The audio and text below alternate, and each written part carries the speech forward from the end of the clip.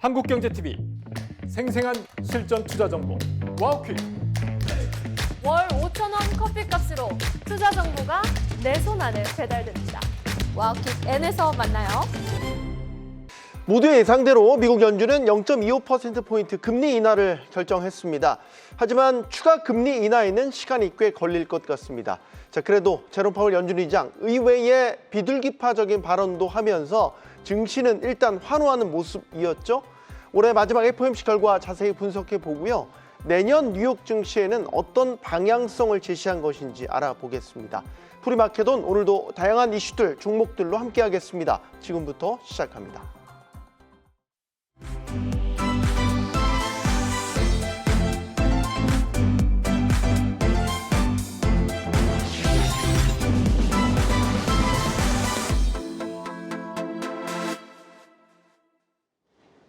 네, 올해 FOMC 결국 금리 인하로 결론이 났습니다.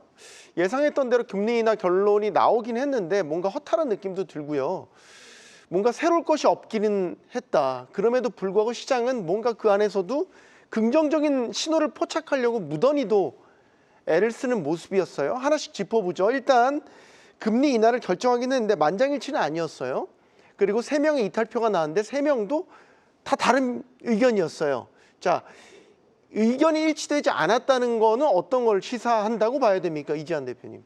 만약에 이제 이 정도 한 4분의 1 정도가 다른 의견이 나왔다라고 하면 사실 다른 시기 같으면 좀 잡음이 있었다라고 볼 수 있겠지만 사실 최근에는 좀 민감한 구간이었기 때문에 어쨌든 25bp 인하를 9명, 50bp 1명, 그리고 이제 동결을 2명 했다라고 하면 제가 봤을 때 어느 정도 크게 잡음이 있지는 않았다. 이렇게 좀 보여지고 이전에 우리가 한 달 전만 하더라도 금리 동결론이 나왔을 때 대다수의 위원들이라 표현했죠. 대다수의 위원들이 금리 동결을 주창한다. 단 고용 지표가 지금처럼 나쁘지 않다는 가정하에서 선제적 금리 인하는 동결로 오히려 기결할 필요가 있다라는 한 달 전의 상황을 비교해 보면 상당히 많은 수가 25bp 인하에 동의를 했다라고 좀 보여지고, 그러면 어떻게 보면 연준 자체와 파월 의장의 발언을 보면 기존에 나와있던 데이터에서 크게 멀지도 않았고, 또 우리가 우려했던 파월 의장의 어떤 매파적인 발언도 사실은 나오지 않았습니다. 그러니까 어떻게 보면 연준은 가야 될 길을 그대로 가고 있는데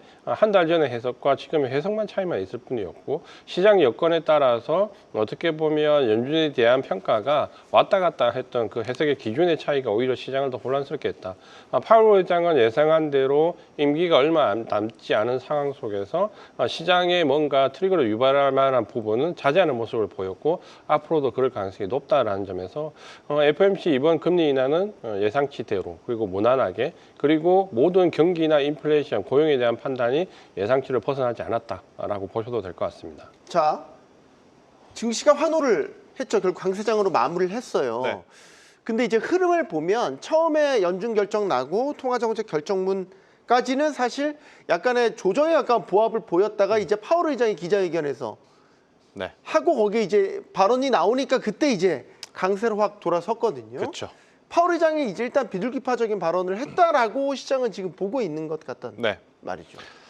지난 성명서와 비교를 했었을 때 보다 이제 비둘기파적인 좀 멘트들이 굉장히 많았었는데, 앞서 우리가 한번 언급했지만 이 3명의 의견이 좀 달라졌던 것, 그러니까 이 명수는 굉장히 이례적이라고 좀 볼 수는 있을 것 같아요. 하지만 그중에서 우리가 체크를 해야 되는 것, 그 3명 중에 단 한 분도 금리 인상에 대한 시그널은 없었다라는 겁니다. 그러니까 지금 결과론적으로 방향성은 동결도 나왔지만 결국 인하 쪽으로 다들 이제 공감대가 형성되어 있는 상황. 근데 이제 여기서 더 중요한 포인트는 뭐였냐면, 시장이 환호를 하려면 시장이 어떻게 보면 좋아하는 여러 가지를 던져줘야 되지 않습니까? 그걸 이제 파월 연준 의장이 확실하게 이야기를 했었죠. 단기 국채를 매입하겠다라는 이야기. 그러다 보니 이 단기 국채를 매입을 하게 되면 이 큰 자금이 400억 달러가 이제 은행 쪽으로 투입되게 됩니다. 그러다 보니까 오늘 사실 테크 기업들에 대한 주가 상승도 물론 도드라졌지만 가장 크게 환호를 했던 건 증권주, 은행주였다라고 좀 보시면 될 것 같고, 여기에 흘러들어간 유동성이 시장에 풀린다라고 하면 단연 증시에서는 좋을 수밖에 없는 그러한 흐름들이 나오다 보니 이 부분에 많은 투자자분들이 긍정적인 평가를 좀 내렸다, 이렇게 설명드리겠습니다. 네, 자, 내년도 통화정책 방향에 대해서는 굉장히 신중 모드였던 것 같아요. 점도상으로 보면 한 번 정도 내린다. 어떻게 봐야 되겠습니까? 한 번 정도 내린다면 1월에 바로 내릴 것 같지는 않고 지금 시장의 예상은 장기간 지금의 금리 상태를 그대로 동결하는 요거를 예측을 하고 있더라고요. 그럼 더 이상의 금리 인하 마법은 없다는 뜻이에요? 원래 이제 우리가 해석할 때 한 번 정도 남았다라는 것은 사실 하지 않는 경우가 과거에 더 많았습니다. 네. 그러니까 한 번 정도는 그냥 차후에 어떤 대비적인 차원에서 여지를 남겨둔다 정도가 많았는데 이번에는 이제 좀 미묘하죠. 왜냐하면 이제 그 연준 의장이 이제는 바뀌게 되는데 해셋 그 차기 연준 의장으로 거론되고 있는 분이 불과 이틀 전에 25bp 이상 금리 인하에 대한 여지가 있다라는 표현을 했거든요. 그러니까 25bp 인하가 아니라 B컷에 대한 부분을 언급을 했고 지금은 그럴 수 있는 여지가 있다라는 표현을 했기 때문에 그러면 이번 12월 달 25bp 인하 이후에 내년 1분기 넘어서는 부분에서 충분히 추가 인하에 대한 부분 그것도 우리가 생각하는 25bp가 아니라 B컷에 대한 부분을 언급을 했기 때문에 아마도 파월 의장과는 조금 다른 경향의 내년도는 펼쳐질 가능성이 있고 5월 달이면 파월 의장이 연준 그 임기가 끝나는데 사실 그 전에 새로운 의장이 지명되면 거의 그 권리를 행사하거든요. 그렇게 본다면 아마도 우리가 생각하는 내년도 25bp 그리고 내후년도도 25bp 정도면 거의 금리 인하가 마무리되는 단계인데 오히려 해셋에 의해서 금리 인하 여지가 좀 더 키울 수 있다는 부분에서 일단 내년 1분기까지는 금리 인하 기조가 이어질 수 있다는 관점으로 일단 좀 보는 게 좋을 것 같습니다. 또 중립금리라는 표현도 했잖아요. 중립이라는 게 딱 뜨겁지도 차갑지도 않은 적정 수준의 금리라는 건데 그러면 경제 상황이 크게 변하지 않는 한 뭐 고용이 막 급전직하 떨어지고 막 인플레이션이 치솟고 이런 상황이 아니라면 지금 정도 수준의 금리를 계속해서 유지할 수 있다라는 거면 시장에선 더 이상 금리를 어떤 상수로 놓고 뭘 판단한다 이건 아닐 것 같다는 생각도 들고요. 그러니까 이 금리 인하라고 하는 카드가 사실 시장을 좀 침체하고 있을 때 어느 정도 유동성을 끌어내는 역할들을 좀 많이 하지 않습니까? 그러니까 네. 시장이 좀 부진할 때 사실 금리 인하 카드를 꺼내 들면 시장은 거기에 화답하는 경우가 많아요. 저는 오히려 내년 1분기에 그냥 마음을 내려놓는 게 훨씬 낫지 않겠는가라는 생각이 듭니다. 사실 네. 1분기는 금리 인하 카드를 꺼내지 않는다 하더라도 1월 효과라고 하는 이제 수급적인 요인들 아니면 미국의 중간 선거를 앞두고 있기 때문에 트럼프 행정부 쪽에서 이제 증시를 부양할 수 있을 만한 여러 가지 카드가 나올 수 있는 시기이기 때문에 굳이 금리 인하 카드를 1분기에 끌어당겨 쓰지 않아도 괜찮지 않겠나라는 저의 개인적인 생각이 있어요. 그런 것들을 좀 토대로 종합적으로 말씀을 드려보면 오히려 금리 인하 카드를 너무 빠르게 좀 기대를 하시는 것보다는 내년 2분기 혹은 3분기 초까지 저는 기다렸다가 우리 그때 이제 금리 인하를 이제 단행해 주는 게 시장 입장에서는 더 좋지 않겠는가라는 의견을 조심스럽게 드려보도록 하겠고요. 결국 이번에 연준 의장이 물가와 고용 중에 어디를 더 중요하게 보느냐 확실하게 또 이번에도 고용의 이제 편을 들어준 것을 봤기 때문에 앞으로 여러 가지 지표가 굉장히 중요하겠지만 고용 지표에 저는 집중을 하시면서 비중 조절에 더 집중을 하셔야 된다는 의견 드리겠습니다. 아까 김태성 본부장이 잠깐 얘기했는데 연준이 또 이번에 내놓은 게 400억 달러 규모의 단기채 매입을 하겠다. 유동성을 풀겠다라는 이제 그거를 얘기를 했잖아요. 증시에서는 오히려 이걸 더 호재로 받아들이는 분위기도 있더라고요. 이지한 대표님. 사실 이제 지난번 FOMC와 가장 달라진 점이 뭐냐면 사실 이 부분입니다. 그러니까 지중 관리 매입을 하겠다라는 표현을 썼고 이거는 그러니까 우리가 한국은행이 RP 매입하는 것과 같은 효과인데 단기적인 지급 준비율에 대해서 중앙은행이 그러니까 그 연준이 유동성을 부여를 하는 거죠. 이렇게 되면 단기 금리 변동성을 제어를 할 수 있거든요. 그러니까 우리가 아마도 최근에 금융시장이 가장 불안했던 것 중에 하나는 금리 인하 기조인데 단기 금리가 너무 급등하는 모습. 그러면서 금융시장 전반적으로 불안해졌다. 그러니까 이 부분이 어떻게 보면 재무부 단기 채권의 수요가 몰리면서 셧다운 상황에서 재무부 TJ 계좌에서 돈이 빠져나오지 못하면서 단기 금리가 치솟는 상황. 아마 이제 이런 부분들을 어느 정도 컨트롤하겠다라는 걸로 보여지고 이거는 일단은 단기 유동성의 확대로 해석을 하고 있기 때문에 호재로 받아들이는 게 맞습니다. 그리고 연준이 여기에 대해서 적극적으로 개입 의사가 있다는 자체가 금융시장의 안정, 특히 단기 금리 변동성을 완화시키는 역할을 할 수 있기 때문에 충분히 호재로 작용할 수 있다. 이렇게 좀 보여집니다. 이번에 FOMC 있기 전에 사실 10년물 금리, 30년물 금리가 오르면서 시장은 금리, 기준금리 인하를 전망하고 있기는 한데 이제 10년물이나 이런 것들은 다르게 움직이니까 이것도 사실 시장이 혼란스러워하는 요인 중에 하나였잖아요. 네. 이제 풀릴까요? 아니면 계속될까요? 저는 당분간은 계속 이어질 가능성이 높습니다. 그러니까 지금 우리의 투자 심리도 뭔가 깨름칙한 흐름들을 좀 안고 있지 않습니까? 네.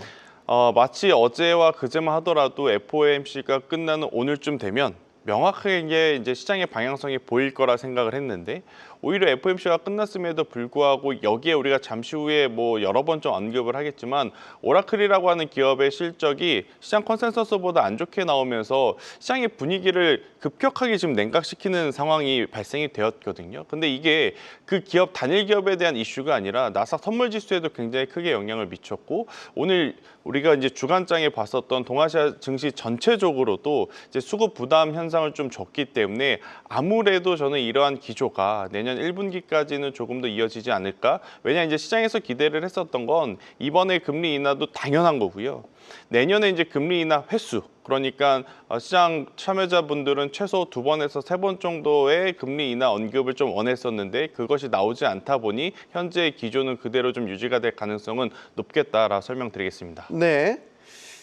이게 만약에 10년물이 계속해서 떨어지지 않거나 기준금리 내려갔는데 떨어지지 않거나 이러면 이게 투자자들은 어떻게 반응을 하는 게 맞나요? 주식을 떠나서 채권 쪽으로 가는 경향이 세진다. 그래서 주식에는 조정의 빌미가 된다. 이렇게 보는 게 맞나요?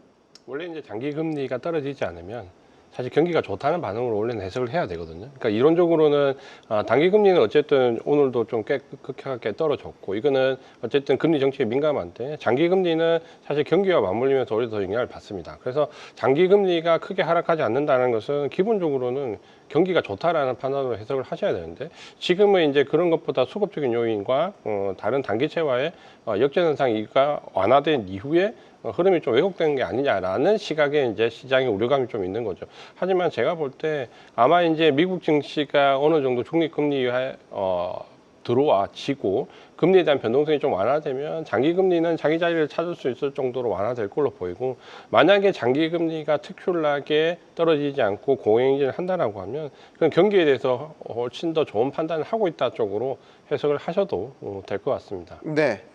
다음 변수는 이제 일본입니다. 일본이 기준금리를 만약에 인상을 한다.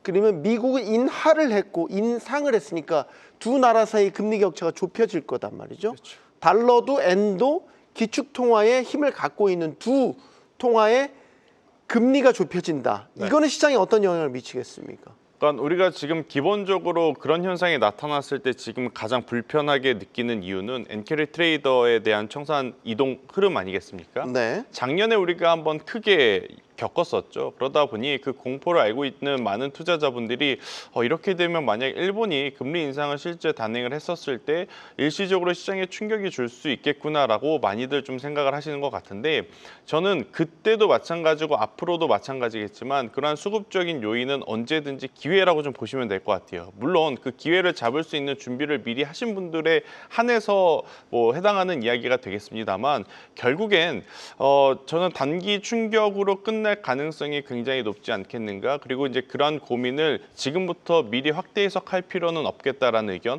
그렇게 되면 살 수 있는 타이밍은 없다고 보거든요. 그래서 네. 그런 걱정을 미리 땡겨와서 하실 필요는 아직은 없지 않을까라는 의견 드리겠습니다. 네. 이제 우리가 궁금한 건 이거죠. 이제 다 이벤트가 어느 정도 마무리됐잖아요. 자, 이제 그러면 연말 연초에 이제 그러면 이걸 어떻게 소화를 해서 어떻게 이제 시장을 끌고 나갈 것인가 이 부분이란 말이죠. 간밤 기술주의 흐름도 그렇고 오라클 이슈도 있었고 호재와 좀 걱정할 만한 이슈들이 좀 뒤섞여 있다 판단이 되긴 하는데 그래도 배팅을 한다면 어느 쪽이시겠습니까? 어제 이제 금리를 인하를 하고 어디로 움직였냐를 아주 세밀하게 볼 필요가 있습니다. 그러니까 보통 우리가 금리가 인하되면 기술주, 그리고 제약바이오, 자동차, 그러니까 이런 쪽이 상당히 등락이 좋게 나온다라고 판단을 하고 있는데 사실 어제는 좀 반대 현상도 일부 나왔죠. 그러니까 나스닥보다는 다우지수가 더 크게 올랐거든요. 그러니까 보통 금리를 인하했을 때 나온 현상은 아니죠. 일반적으로 나스닥이 보통 다우의 2배 이상 상승을 하는데 어제는 다우가 나스닥의 2배 이상 상승을 했거든요. 그러면 뭔가 시장에 대한 판단이 조금 다를 수 있다, 평소와. 이걸 좀 생각을 하셔야 되고 막연하게 기술주나 제약바이오 이쪽으로 가서는 안 된다. 다만 어제 어제 보면 자동차는 말 그대로 급등을 했었고 네. 기술주 중에서는 마이크론 테크놀로지, 메모리 반도체 쪽이 집약돼서 큰 폭으로 상승을 했고 전력기기도 어제 상당히 좋은 흐름을 보였습니다. 그러면 어제 금리가 인하되면서 상승했던 섹터는 메모리 반도체 쪽과 전력기기, 자동차, 그리고 일부 경기 소비재들 이렇게 올랐거든요. 그러면 아마 이제 연말에 매기는 이쪽으로 좀 집중될 가능성이 높다라고 판단을 해야 되고 평소와는 조금 다른 금리 인하 경향을 보이고 있기 때문에 그냥 막연하게 섹터보다는 그 안에서 종목을 하나하나 좀 세밀하게 혜택을 받을 수 있는 종목으로 압축하는 전략이 지금은 유효하다 이렇게 말씀을 드리겠습니다. 네, 여기 이제 그 사실 고춧가루를 좀 뿌렸다라고 보는 게 오라클이잖아요. 네. 오라클 실적이 예상치를 밑돌았단 말이죠. 네. 이거는 그럼 이제 기술주에 대한 위험 신호냐? 우리가 또 이 얘기를 할 수 있다는 말입니다. 걱정해야 될 만한 위험 신호냐라고 보시는지요? 그런데 예상치보다 밑돈 것도 문제였지만 이게 다는 아니고요. 실적이 밑돈 것도 문제였는데 여기에 플러스 막대한 지출이 예상보다 또 넘었다라는 게 가장 큰 문제인 것 같습니다. 네. 그러니까 최근에 시장에서 가장 우려했던 것은 뭐냐면 자금 조달에 대해서 체력이 되는 기업들이라면 상관이 없지만 체력이 안 되는 기업들이 자금 조달을 하기 위해서 너무 무리한 것 아니냐라는 이야기들이 사실 버블 논란의 중심에 있었지 않습니까? 네. 그러한 상황 속에 오라클이 실적도 조금 부족한데 여기에 지출은 생각한 것보다 또 더 많이 지출을 한다고 하니까 시장은 여기에 조금 더 이제 경계감을 나타낸 흐름들이 아니었나라는 생각이 들어요. 그래서 사실 조금 아쉬운 게 이건 오라클 단일 기업의 저는 이슈이지 AI 산업 전반적으로 이걸 가지고 여전히 또 고점 논란, 버블 논란으로 확대 해석할 필요는 없지 않겠는가? 오라클을 제외한 지금 마이크로소프트라든지 엔비디아를 비롯해서 하이퍼스케일러 같은 경우에는 지금 그들이 투자하는 막대한 금액 충분히 감내하고 감당할 수 있는 상황이거든요. 그렇기에 조금은 다른 시선으로 보는 것이 더 맞지 않겠는가라는 생각이 들고 있고 오히려 이렇게 실적에 굉장히 민감한 기업들이 발표를 하게 되면 그 사이에 살아남는 기업들로의 수급 쏠림 현상이 저는 나타날 가능성이 높다. 이렇게 좀 보시는 게 맞을 것 같고요. 만약에 이것도 저것도 나는 재는 것도 어려울 것 같고 선택하는 게 어려울 것 같다라고 하면 공통적으로 들어가는 산업, 전력 인프라가 있습니다. 어제 이제 전력 인프라 같은 경우에는 몇몇 종목만 올라간 게 아니라 대체적으로 굉장히 좋은 흐름을 보였는데 또 이들 섹터가 금리 인하 시기에 수혜를 받을 가능성이 높은 섹터이기도 합니다. 그래서 반도체 내에서 하드웨어냐 소프트웨어냐 아니면 매그니피센트 7 중에 어떤 기업이냐 선택하기 어렵다면 저는 그냥 에너지 종합상사 쪽을 바라보는 게 오히려 마음은 편할 수 있지 않겠는가라는 투자 전략 드리겠습니다. 오라클의 사태가 얼마나 일파만파 퍼질 것이냐. 지금 본부장님은 이거 확대 해석할 필요가 없다라는 기조이신 거고. 근데 이제 오라클이 전에 그 어닝 서프라이즈로 한번 시장을 확 끌어당겼잖아요. 근데 이번에 좀 반대 양상이 나타난 거란 말이에요. 이지한 대표님은 같은 의견이세요? 너무 확대 해석할 필요 없다? 저도 비슷한 의견인데 사실 오라클이 지난번 실적 발표하고 실적 가이던스 낼 때 저게 가능할까 싶을 정도로 너무 많이 좀 부풀려서 얘기했다라고 표현하기는 좀 그렇지만 상당히 공격적으로 굉장히 크게 좀 잡았지 않냐라는 부분도 사실 분명히 있습니다. 그때 이제 그것 때문에 주가는 큰 폭으로 변동성이 나왔고 또 좋은 평가를 받았지만 사실 우리가 이제 기대하는 부분은 먼 미래에 대한 그런 아주 장밋빛보다는 당장 다음 분기에 어느 정도 실적을 이제 체크해야 되는 AI 산업 자체가 이제는 실적이 어느 정도 따라와줘야 되는 구간으로 들어갔는데 사실 오라클은 2029년, 2030년도에 관련돼서 4, 5년 뒤에 굉장히 큰 폭의 장밋빛을 내면서 올랐거든요. 네. 근데 그런 부분은 아마 이제 검증이 좀 필요할 것 같고 그걸 가기 위해서 정말로 지출이 많이 필요하다라고 하면 시장이 이제 컨센서스를 받아들일 건데 그렇지 않고 이번에 나왔던 지출에 대한 가장 우려는 먼 미래보다는 당장의 실적에 대한 부분이 이제 포커스를 맞춰지면 오라클 자체는 조정이 좀 이어질 수 있다 이렇게 좀 보여집니다. 알겠습니다. 자, 오늘 밤 기술주들의 흐름을 보시는 게 상당히 중요할 것 같다라는 생각도 듭니다. 일단 지금 나스닥 선물은 1% 이상 하락 약세 보이고 있다는 소식을 전해드리고요. 일단 오늘 정기장에서 흐름을 한번 지켜보고 다음 주에 저희가 이걸 가지고 다시 한번 얘기를 또 나눠보도록 하시죠. 자, 오늘장 주요 체크 포인트를 한번 짚어볼까요? 고용 관련 지표 오늘 발표 예정이죠? 네. 오늘 우리나라 시간으로 10시 반에 연속 실업수당 청구 건수 그리고 신규 실업수당 청구 건수가 이제 발표가 되는데 일단 FOMC가 이제 모두 일단락이 되고 나서 나오는 지표이기 때문에 이 지표의 시장의 반응은 크게 없을진 모르겠지만 주말 사이에 여러 가지 또 매스컴을 통해서 흘러나오는 이야기들 중에 바로 오늘 우리가 보게 되는 지표를 토대로 또 새롭게 나오는 인터뷰들이 많을 가능성이 높아서요. 이 부분은 꼭 체크를 하셨으면 좋겠다는 생각이 들고 있고 굉장히 중요한 기업이 오늘 실적 발표를 앞두고 있습니다. 브로드컴, 코스트코, 룰루레몬. 이 중에 브로드컴의 역할이 오늘 가장 중요하죠. 아유, 오라클이 고춧가루를 뿌린 걸 브로드컴이 얼마만큼 잘 막아주느냐 여부가 이제 굉장히 중요한데 아무래도 이제 에이직 반도체에 대한 관심도가 높은 현재 상황에서 브로드컴에 대한 실적의 기대치는 굉장히 높은 그런 부분이라서 브로드컴의 실적만 잘 나오게 된다면 별 탈 없이 주말 편하게 좀 지낼 수 있지 않겠나라는 의견 드리겠습니다. 제발 잘 나오길. 네. 이게 또 오라클처럼 고춧가루가 뿌리게 되면 이게 이제 오라클 수준이 아니라 브로드컴은 동남아 고춧가루 그 되게 맵잖아요. 네. 동남아 고춧가루 뿌리는 수준이 아닐까. 그래서 제발 시장이 안심할 만한 실적을 보여주길 바라겠습니다.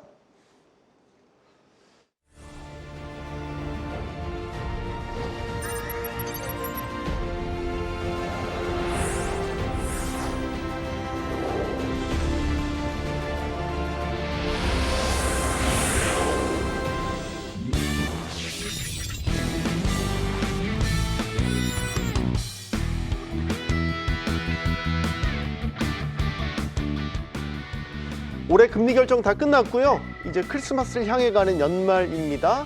추운 겨울이죠. 날은 춥지만 우리 계좌를 또 따뜻하게 온기를 불어넣어줄 종목들은 많이 있습니다. 오늘도 다양한 종목들 준비를 해봤습니다. 자, 본격적인 종목 이야기로 들어가 보죠. 일단은 이지한 대표님 GE-vernova 이야기부터 한번 시작을 해보도록 하죠. 어제 이제 아마 당황하셨을 수 있는데 16% 정도 가까이 상승을 했습니다. 급등을 했고, 네.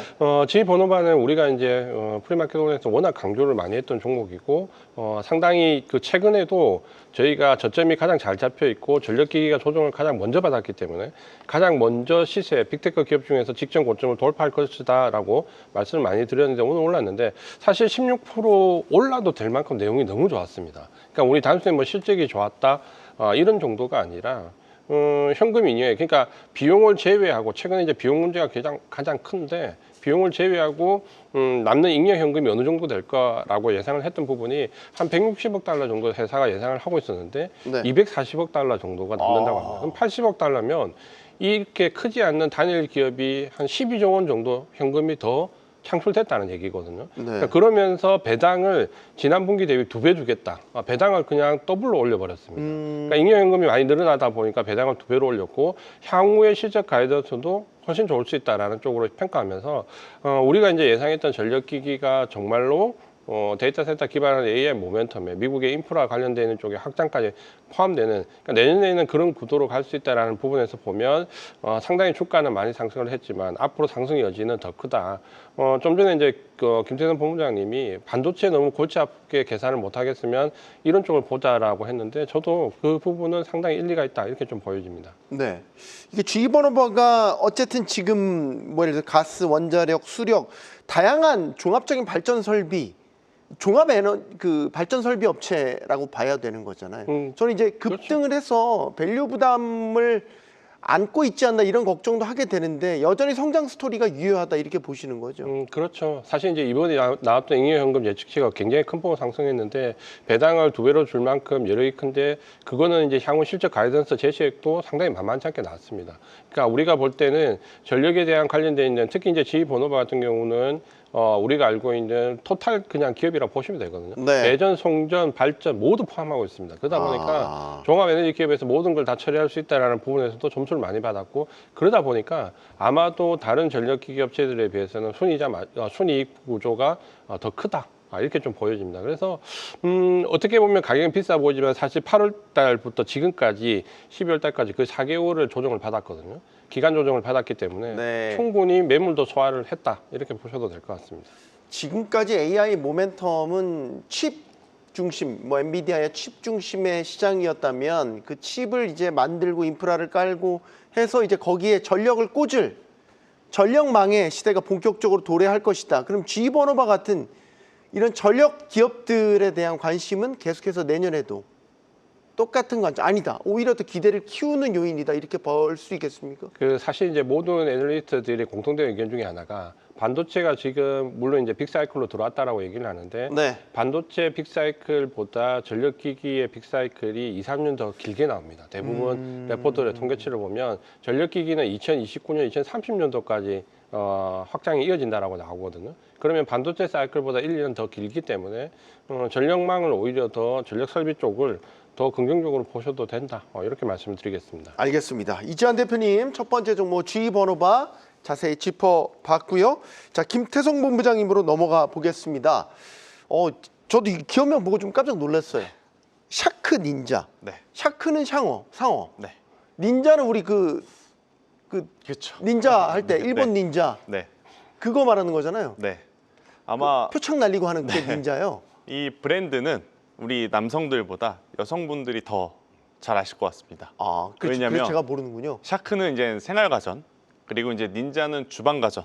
그래서 이제 샤크 닌자 이렇게 이제 이야기를 하면 될 것 같습니다. 네. 샤크 라인이 따로 있고요, 닌자 라인이 따로 있는 거죠. 근데 재밌네요. 이제 왜 제가 오늘 이 기업을 가지고 나왔냐면 네.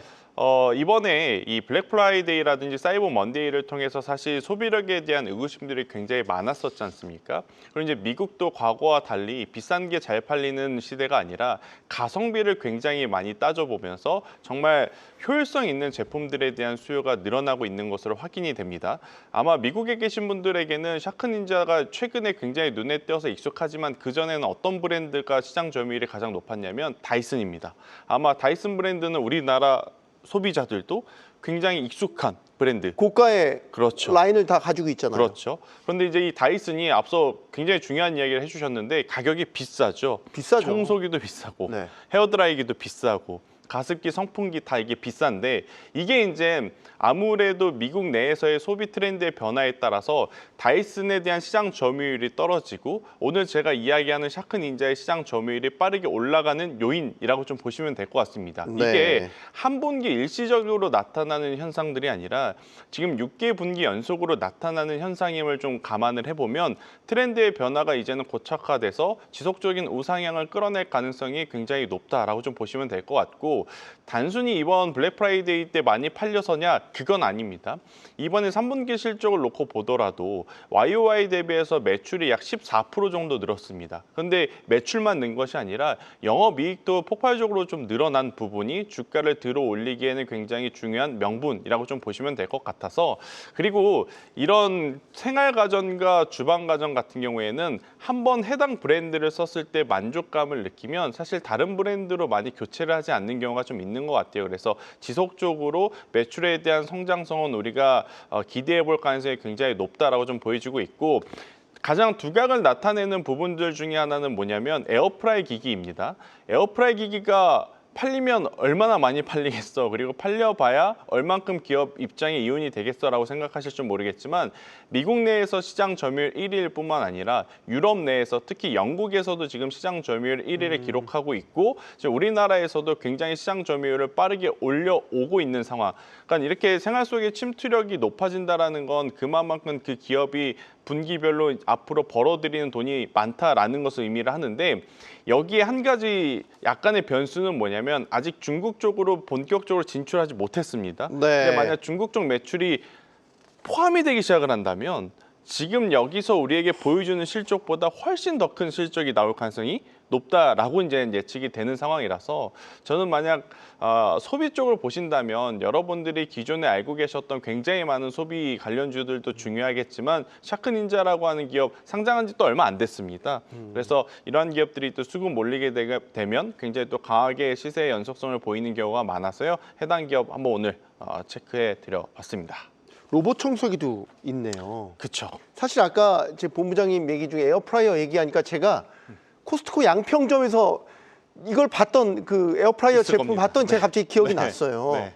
분명히 인기는 많이 있는 것 같은데 제 걱정은 너무 경쟁사들 많지 않아요? 그런데 경쟁사가 많음에도 왜 시장 점유율을 이렇게 빠르게 치고 올라왔냐라고 봤더니 일단 두 가지의 기술력이 좀 있습니다. 일단 첫 번째는 뭐냐면 그러니까 우리나라에는 좀 익숙치 않은데 미국은 단단한 어떤 대리석 같은 바닥에 카펫을 올려놓고 생활하시는 분들이 많잖아요. 네. 근데 우리나라 청소기 같은 경우에는 카펫용은 카펫용대로 네. 그 대리석이나 이런 딱딱한 바닥은 또 거기에 맞춘 어떤 그 브러쉬들을 사용해야 되는데 지금 이 샤크 닌자 같은 경우에는 그것을 한 번에 할 수 있는 브러쉬를 적용을 한 게 소비자들에게 굉장히 지금 인기를 끌고 있다. 그렇기에 로봇 청소기 시장에서도 계속해서 이제 좋은 퍼포먼스를 내고 있다고 좀 보시면 될 것 같고 두 번째 가전 시장의 트렌드가 지금 AI를 접목해서 굉장히 빠르게 변화를 하고 있잖아요. 사실 AI가 붙은 게 우리 소비자 입장에서는 속상하지만 기업 입장에서는 뭐냐면 똑같은 제품에 AI를 붙여놓고 높은 가격을 받아낼 수 있거든요. 네. 그게 이제 영업이익이 증가하는 가장 중요 포인트가 지금 되는 상황이에요. 그래서 더군다나 다른 기업들보다 가격은 싸고 그렇기에 저는 샤크 닌자 지금의 위치도 투자해볼 만한 위치가 아니겠나라는 의견 드리겠습니다. 알겠습니다. 자, 오늘 새로운 종목도 하나 배워봤습니다. 샤크 닌자. 일단 가전 라인에 대한 성장성에 주목을 좀 해보자라는 것 포인트로 짚어주셨습니다. 계속 가볼까요? 이지환 대표님이 오늘 또 두 번째로 준비해 주신 종목은 에스티로더입니다. 이지환 대표님 에스티로더를 꼽아오시니까 되게 어색하기는 한데 어쨌든 에스티로더 이게 좀 구조조정도 있지 않았나요? 에스티로더는? 상당히 어려움을 겪었죠. 구조조정도 겪었고 정말 혹독한 군살빼기를 했습니다. 혹독한 군살빼기를 했고 주가도 정말 이렇게 떨어져도 되나 싶을 정도로 엄청나게 떨어졌습니다. 네. 그래서 지금은 보시면 이제 주가가 굉장히 큰 폭으로 떨어지고 나면 이제 바닥권에서 반등을 주는데 오늘 그 파월 의장이 했던 발언 중에 경기에 대한 발언 중에서 하나 이제 의미가 있었던 것 중에 하나가 소비가 견조하다라는 표현을 했거든요. 소비가 견조하다라는 표현을 했고 어제 다우 지수도 경기 소비재 위주로 뛰었습니다. 최근에 저희가 미국 주식 중에서 경기 소비재 중에서 마땅히 이제 그 추천드릴 만한 게 자동차를 제외하고는 없었거든요. 근데 최근에 에스티로더가 바닥권에서 상승을 하면서 저평가 구간을 탈피한다. 여기에 펀더멘탈이 일단 개선되었습니다. 그래서 실적이 늘어나는 게 확인이 되었고 그러면서 기술적으로 보면 최근에 이제 가장 많이 밀렸던 고점을 만들었던 곳을 최근에 이제 돌파를 했거든요. 그래서 $100를 돌파를 하면서 새로운 시세가 나올 수 있는 밸류에이션 매력도 있고 실적 턴어라운드 매력도 있고 뭔가 경기 소비재를 좀 편입을 해야 될 것 같은데 마땅하게 떠오르지 않는다라고 하면 이 에스티로더가 지금은 대안이 될 수 있다. 소비가 양극화 가면서 오히려 에스티로더는 지금 소비의 바닥에서 탈출하는 모습을 나오고 있다. 모든 면에서 한번 고려를 해볼 만한 위치에 와 있는 종목입니다. 네, 뼈를 깎는 구조 조정을 통해서 각종 비용들을 절감해냈고 주가 측면에서도 보면 오랜 기간 사실 떨어질 대로 떨어진 상태에서 이제 본격적인 반등을 모색할 수 있는 시점이다라는 분석을 해주셨는데 에스티로더 같은 브랜드는 사실 예를 들어서 이제 면세점 같은 데서 많이 볼 수 있잖아요. 그럼 이제 딱 드는 생각은 아시아권, 뭐 우리나라도 포함해서 일본 이런 데서 이런 것들을 많이 사줘야지 매출도 오른다. 특히 요즘은 이제 중국의 큰 손들이 유커들이 요 에스티로더에 대해서 본격적인 소비를 해준다면 매출 반등을 기대해 볼 수 있는데 그런 동향은 어떻습니까? 사실 이제 중국 매출이 좀 늘어나고 있습니다. 그러니까 에스티로드는 우리가 알고 있는 것처럼 저가형 공략이 아니라 사실은 고가형 제품이라고 보시면 되고 소비가 양극단으로 간다고 그러잖아요. 저가형은 지금 어려운데 고가형은 지금 현재 스물스물 올라온다. 그게 이제 에스티로더가 가장 극적으로 대변을 하고 있고 중국발 매출이 지금 최근에 좀 늘어났다라는 부분이 좀 고무적인데 사실 에스티로더가 어떻게 주가가 이렇게 7분의 1, 8분의 1 토막까지 날 수 있느냐? 라고 하면 사실 중국발 매출 때문이었거든요. 근데 지금은 이미 이제 8분의 1 토막이 난 상태에서 반등을 주면서 충분히 가격적 메리트는 있다라고 좀 보여지고 기술적으로도 앞서 말씀드린 것처럼 여기를 돌파를 하게 되면 아마도 지금 미중 관계가 여기서 더 악화되지 않는 기조로 간다면 네. 중국이 최근에 보면 테슬라도 일부 반등을 하고 있고요. 애플도 반등을 하고 있고 그리고 소비재에서는 에스티로더가 반등을 하고 있습니다. 그러니까 이런 점에 좀 주목을 하셔서 관심을 좀 가져볼 만하다라고 말씀을 드리겠습니다. 알겠습니다. 자, 이지환 대표님 두 번째 종목 에스티로더까지 짚어봤습니다. 자, 본부장님 오늘 마지막 종목 한번 가보죠. 저 이건 사실 좀 흥미로웠어요. 네. 플래닛 랩스. 네. 플래닛이 일단 들어가니까 우주 관련된 기업이라는 건 딱 알겠습니다. 네. 자, 시청자분들을 위해서 일단은 기업 소개를 좀 해주십시오. 일단 뭐 플래닛 랩스 같은 경우에는 초소형 위성을 발사해서 그 위성이 이제 대륙을 다 돌아다니면서 사진을 찍을 거 아니겠습니까? 네. 그러한 사진을 기반으로 이제 상품화를 해서 판매를 하는 기업, 이렇게 좀 설명드릴 수는 있을 것 같은데, 지금 이제 프리장이 시작이 됐어요. 시작이 됐는데 우리가 좀 우려했던 오라클의 급락과 함께 엔비디아도 그렇고 마이크로소프트도 그렇고 지금 대다수의 기술주들이 조정을 좀 세게 받고 있습니다. 특히나 지금 뭐 여러 가지 이야기가 나왔던 테슬라조차도 오늘 나스닥 선물 지수의 하락의 여파를 좀 피할 수 없어 보이는 상황이긴 하지만, 그래도 이제 시장에서 핫한 뉴스 하나를 좀 뽑으라고 한다면 스페이스 X가 만약 상장을 한다 했었을 때 그 가치가 대체 얼마가 될 것인가에 대한 이야기들이 이제 앞으로 좀 주를 이룰 가능성이 높아서, 네. 저는 이걸 토대로 이제 우리가 관심 가져야 하는 것 중에 실제로 실적의 어떤 성장세가 폭발적으로 늘어나는 기업 중에 하나인 이 플래닛 랩스를 여러분들이 한번 정도 좀 체크를 해보셨으면 좋겠는데, 아니 그 사진 찍어서 도대체 어디에 써? 라고 생각을 하시겠지만 응용할 수 있는 산업군이 굉장히 많습니다. 일단 기본적으로 네. 환경을 조사하는데, 그러니까 그렇겠죠. 지질학적인 네. 부분을 조사를 하는데 굉장히 중요하게 쓰이고 있고, 또 한 가지 국방, 방산 쪽에 이게 접목을 시켰을 때 시너지 효과를 낼 수 있습니다.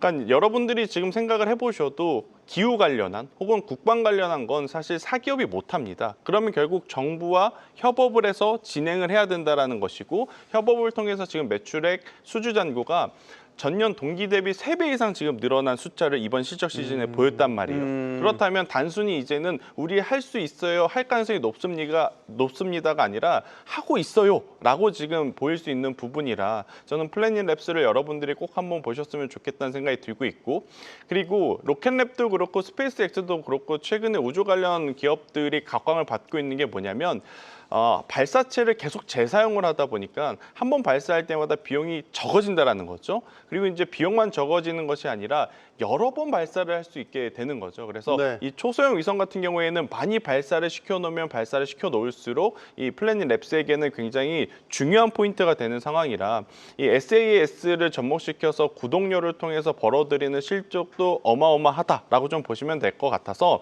단순히 우주항공 관련 기업이라서 기술력만 보자가 아니라 기술력도 있고 그 기술력을 확실한 명분이 되는 실적까지 나오는 기업이라서, 저는 플래닛 랩스, 아마 여러분들 우주항공하면 스페이스X 그리고 로켓랩 이러한 기업들만 좀 많이 떠올리실 것 같은데, 네. 이런 기업도 그리고 이런 사업을 하는 회사도 있더라라는 이야기를 오늘 드려보도록 하겠습니다. 되게 비즈니스 모델이 흥미로워요.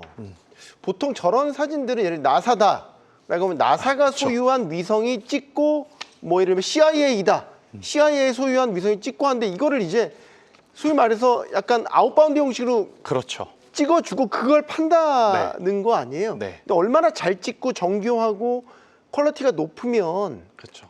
이걸 계속 사준다라는 거, 이 데이터를 가지고 데이터 장사를 한다라는 게 사실 처음 접해본 사업 모델이고, 이게 나사 엔지니어들이 나사에서 나와서 모여가지고 만든 기업이라고 하더라고요. 맞습니다. 그러니까 딱 사업 모델이 네. 그래서 이렇구나라는 걸 이제 알기는 네. 알겠더라고요. 어쨌든 계속해서 재발사 비용도 낮아지고 하니까 수익적인 측면에서도 계속 훨씬 더 유리해지는 거죠. 이제 우주 시대가 도래하면 이제 이런 기업들이 계속해서 그렇죠. 출연할 수 있다는 것도 하나의 관전 포인트로 두고 보시면 좋을 것 같습니다. 굉장히 흥미로운 기업 플래닛 랩스까지 들어봤습니다.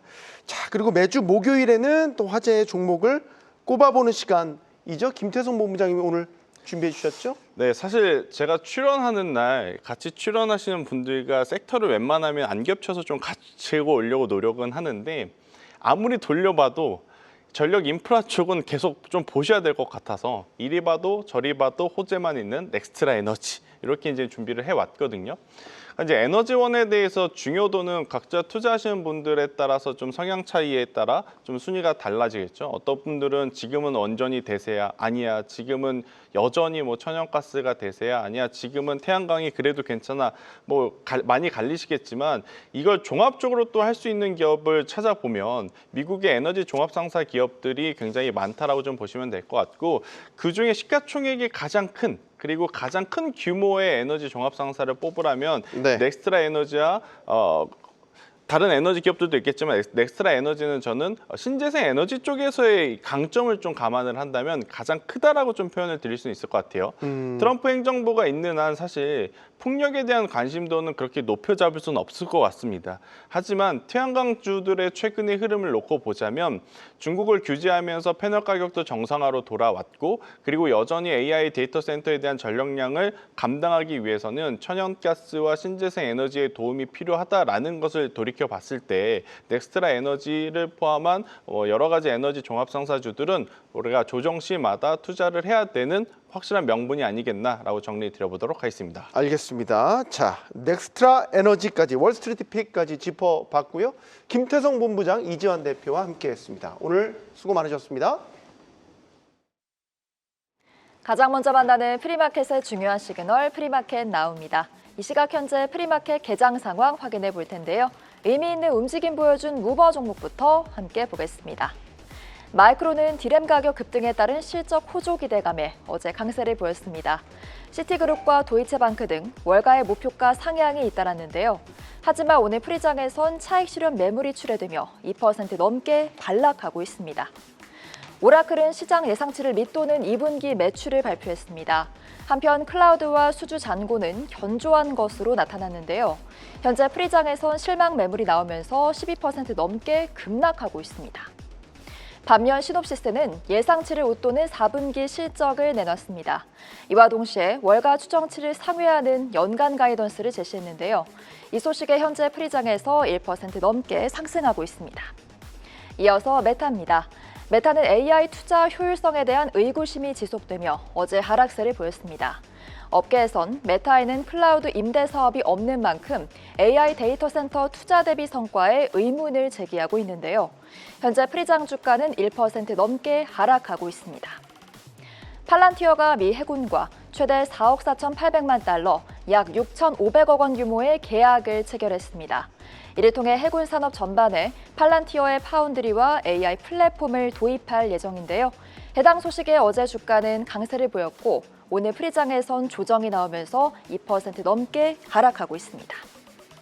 온라인 중고차 플랫폼 기업 카바나는 S&P 500 지수 편입 기대감에 계속해서 상승세를 이어갔습니다. 카바나는 현지 시간으로 오는 22일 지수 편입을 앞두고 있는데요. 다만 현재 프리장에선 조정을 받으면서 1%대 하락세 보이고 있습니다. 에코스타는 모건 스탠리의 투자 의견 및 목표가 상향에 힘입어 어제 11% 넘게 급등했습니다. 에코스타가 AT&T와 스페이스X의 주파수 매각을 앞두고 있는 점이 주목받은 건데요. 다만 오늘 프리장에선 차익 매물이 대거 출회되며 약보합세 나타내고 있습니다. 그럼 계속해서 오늘 특히 주목할 필요가 있는 포커스 종목 함께 확인해 보겠습니다. 가장 먼저 브로드컴입니다. 브로드컴이 오늘 장 마감 후 실적을 공개합니다. 이를 통해 내년 AI 투자 흐름을 가늠할 수 있을 전망인데요. 시장에선 브로드컴의 주문형 반도체, ASIC의 매출 구조와 내년도 성장 가이던스에 주목하고 있습니다. 브로드컴의 4분기 매출은 174억 5천만 달러로 전년 동기 대비 20% 이상 늘고 EPS도 1.87달러로 증가했을 것으로 예상됩니다. 현재 프리장 주가는 실적 발표를 앞두고 경계감이 짙어지며 2% 가까이 하락하고 있습니다. 다음은 코스트코 확인해 보겠습니다. 코스트코도 오늘 장 마감 후 실적을 발표합니다. 텔시 어드바이저리 그룹은 코스트코에 대한 아웃퍼폼 등급과 목표가 1,100달러를 유지했는데요. 코스트코는 1분기 매출 670억 8천만 달러, EPS 4.28달러로 전년 동기 대비 증가한 실적을 낼 것으로 예상됩니다. 오늘 프리장 주가는 관망세에 접어들며 보합권에서 움직이고 있습니다. 마지막으로는 시에나에 주목하시기 바랍니다. 통신 장비 업체 시에나는 오늘 개장 전 실적을 발표합니다. 스티펠은 AI 모멘텀에 힘입어 시에나의 목표가를 152달러에서 230달러로 올려잡았습니다. 시에나의 4분기 매출은 12억 9천만 달러, EPS는 77센트를 기록할 것으로 관측되는데요. 지난해 같은 기간 대비 모두 증가한 수치입니다. 현재 프리장에선 실적 발표를 앞두고 경계감이 짙어지며 1% 가까이 하락하고 있습니다. 네, 이렇게 여러 종목들 함께 살펴봤는데요. 뉴욕 증시는 미 연준이 금리를 25bp 인하한 가운데 AI 투자 가늠자 브로드컴 실적에 관심이 쏠립니다. 그럼 지금까지 프리마켓 나우 서효원이었습니다.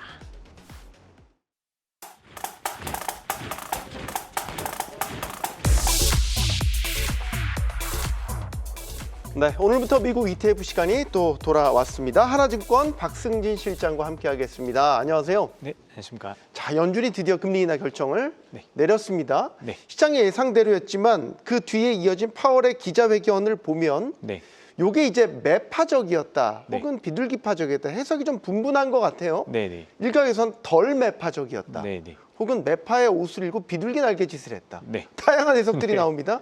네. 실장님은 어떻게 보십니까? 일단은 뭐 사실 시장이 예상했던 게 혹시 인하, 그러니까 매파적 인하를 예상을 많이 했었기 때문에 네. 사실은 그 부분들에 대한 내용들은 이미 같이 확인이 됐던 것 같고요.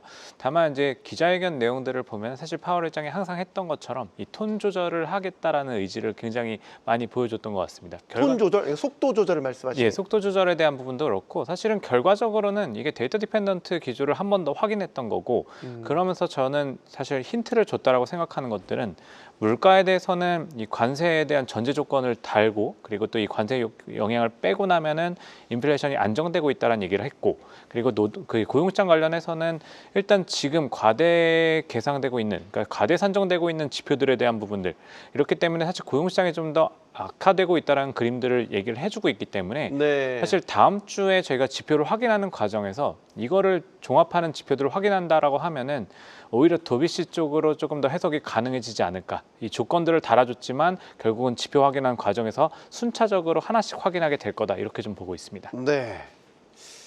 금리를 일단 내렸지 않습니까? 예, 예. 내렸고 아까 도비 씨 말씀하셨으니까. 네. 그러면 이제 이런 상황에서는 네. 어떤 ETF를 좀 보면 좋을까? 아, 시장이 한 번 또 예. 이제 환경이 바뀌었으니까 예, 예. 리프레시 해야죠. 네. 그래서 사실 저희가 이제 이렇게 한 단계씩 밟아간다라고 생각하면은 사실 뭐 선제적으로 지금 가는 시장은 아닌 것 같습니다. 그렇지만은 하나씩 조건들, 경제 지표들을 확인하는 과정에서 본다라 하면은 중소형주들 지금 사실 러셀 2000이 계속 올라오는 부분들도 이런 것들을 계속 반영한다라고 보시면 될 것 같고요. 이 러셀 2000을 추종하고 있는 그러니까 중소형주를 추종하고 있는 이 IWM 그리고 또 이거랑 같이 세트라고 볼 수 있는 IWN이라던가 IWO 이런 스타일들의 ETF들을 같이 한번 좀 살펴보시면 어떨까 생각하고 있습니다. 네, 자 러셀 2000 중소형주를 담은 지수가 되겠죠. 이 지수를 추종하고 있는 ETF 관심 가져보자. 자 아까 또 나눠주셨습니다. 하나씩 보죠. 일단 IWM. 예. 일단 구성 종목 좀 살펴볼까요? 그 IWM이 사실은 이제 스몰캡을 본다라고 하면은 미국에서 가장 대표적으로 많이 보시는 이제 종목이 될 것 같습니다. 이게 네. 러셀 2000 그리고 또 러셀 2000을 추종하는 저희가 뭐 S&P 500 추종하는 SPY나 VO 같은 이런 종목으로 보시면 될 것 같고요. 이 IWM 같은 경우는 이제 스몰캡 중소형주 2,000개를 가지고 가게 되는데 뭐 이렇게 하다 보면 이제 헬스케어 쪽, 산업재 쪽, 금융 쪽에 대한 이 비중이 상대적으로 좀 고르게 분포가 되는 구성이라고 보시면 될 것 같습니다. 뭐 주요 종목들 5개를 일단 저희가 이제 테이블로 이제 정리를 했는데 뭐 사실 뭐 다른 종목 다양한 종목들이 2,000개가 들어가 있기 때문에 네. 굉장히 많은 종목들 들어가 있지만 진짜 2000개 들어가 있어요? 뭐 사실 가까이 들어가 있죠. 거기서 와. 이제 몇 개만 조정이 되는 부분들이기 때문에 네. 뭐 사실 S&P 500도 사실 뭐 두세 개씩은 이제 오버됐다가 좀 줄어들었다 이렇게 되기 때문에 이런 것들을 같이 보시면은 이 상위권의 종목들은 사실 좀 최근의 움직임들, 시장의 움직임들을 또 많이 반영을 하고 있습니다. 그래서 보시면은 이제 크리도 테크놀로지 이것도 사실은 어떻게 보면은 이 AI 쪽과 연결해서 이 데이터 센터에서 이 데이터를 전송할 때 쓰여지는 고속 연결 솔루션 기업이라 보시면 될 것 같고요. 아이온큐는 뭐 많이들 알고 계시지만 이 양자 컴퓨팅 관련한 ETF입니다. 기업입니다. 그래서 이 아이온큐 같은 경우는 사실 이제 그 동안의 주가 변동성은 굉장히 크지만 그래도 연초의 상승률이나 이런 것들을 보면은 주가 상승이 컸기 때문에 상위권에 좀 들어와 있다 이렇게 보시면 될 것 같고요. 블룸에너지도 마찬가지로 아까 네. 전력에 대한 부분들 말씀 주셨지만 뭐 같은 결에서 AI와 이제 같이 가는 이런 흐름에서 좀 부각이 되고 있는 종목으로 보시면 될 것 같고 뭐 패브리넷 이런 종목들 같은 경우도 데이터 센터 광통식류들 이런 종목들이기 때문에 이 전반적으로 이 6월에 한 번씩 리밸런싱이 되는 구조라서 리밸런싱 이후에 이런 기업들의 주가 상승이 컸기 때문에 상위권에 좀 네. 차지하고 있는 이런 과정을 보시면 될 것 같습니다. 자 IWM이 있고 이제 IWO. 요건 또 어떤 차이가 있는 건가요? IWO는 이제 그 스타일 측면에서 성장주 구성이라 보시면 될 것 같습니다. 그리고 IWN은 이제 가치주, 이 스타일이라 보시면 될 것 같고요. 그래서 이 가치주라고 하면은 뭐 잘 알고 계시는 것처럼 이제 뭐 금융이라던가 네. 조금 이제 어떻게 보면 성장보다는 좀 안정적인 흐름들을 보이는 섹터에 포함되어 있는 기업들을 많이 가져간다라 보시면 될 것 같고, 뭐 지금 보시는 뭐 에코스타나 이런 것들이 뭐 통신 쪽에 관련한 기업들, 뭐 오클로가 사실 또 여기 껴 있는 것들이 조금 이제 아까 앞서 말씀드린 결과 좀 비슷하긴 할 텐데, 이게 상위권 종목들은 다 이런 식으로 좀 껴 들어와 있습니다. TTM 같은 경우도 어떻게 보면은 조금 이제 그 알파벳의 밸류체인에 같이 또 들어가는 종목이기도 하고요. 네. 그래서 여러 가지 이런 부분들이 있고, 뭐 IWO 같은 경우도 같이 보시게 되면은 IWO 같은 경우도 사실 지금 이 같이 뭐 많이 섞여 있습니다. 아까 사실 IWM이랑 사실 상위 4개 종목이 똑같습니다. 이거는 성장주들이 강세를 보이는 이런 시장 흐름들이기 때문에 스타일을 나눠도 상위권은 RW에 있는 종목들이 같이 상위권에 자리하고 있는 이런 특징을 보시면 될 것 같습니다. 네. IWM이 있고 IWN과 IWO를 또 비교해서 지금 방금 보여드렸습니다. 중소형주를 담은 ETF 시장이었습니다. 박승진 실장과 함께 해봤습니다. 고맙습니다. 네, 감사합니다.